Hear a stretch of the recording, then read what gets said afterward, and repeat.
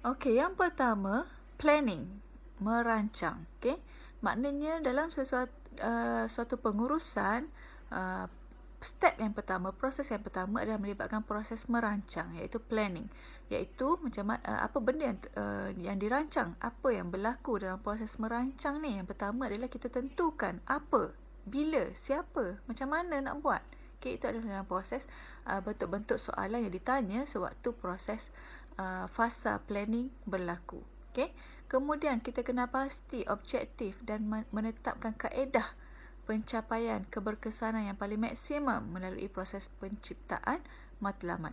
Ini setelah kita tanya apa, bila, siapa, nak buat macam mana, bagaimana, maka kita boleh formkan, bentukkan objektif untuk mencapai matlamat. Okey. Kemudian kita setelah menggariskan objektif yang hendak dicapai, maka kita boleh start dengan kumpul serta analisis maklumat. Kumpul maklumat yang ada bagi mencapai objektif, kemudian analisis maklumat tersebut. Okey, sekiranya apa yang dicari, yang dikumpul tidak memadai, maka kita perlukan kepada mencari alternatif ataupun pilihan yang lain. Okey, plan A tak jadi, kita buat kepada plan B. Itu adalah rancangan di dalam fasa merancang.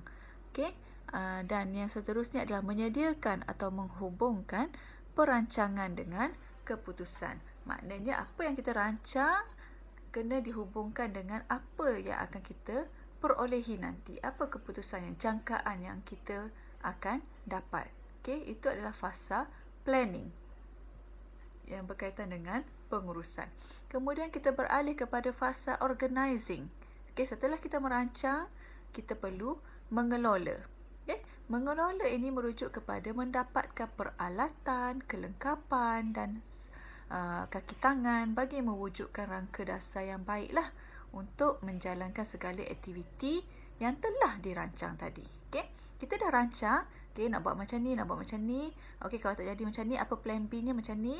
Okey, apa objektifnya macam ni. Nanti kita akan dapat apa yang kita expect daripada perancangan kita, apa dapatan yang akan kita dapat, apa keputusan yang akan kita peroleh. Kita dah plan sebaiknya. Seterusnya, fasa kita mengelola. Okey, untuk melaksanakan apa yang telah dirancang, kita perlukan peralatan, kita perlukan kelengkapan, kita perlukan kepada kaki tangan. Okey, seorang nak buat semua memang tak mampu. Jadi itu beralih kepada fasa organizing.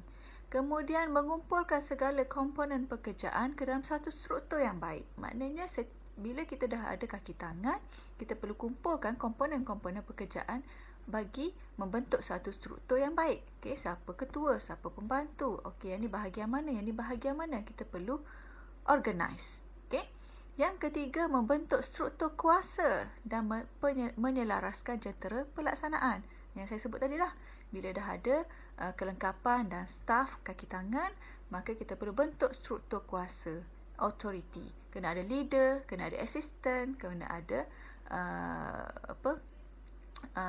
kaki tangan sokongan untuk menjalankan kerja-kerja. Okay?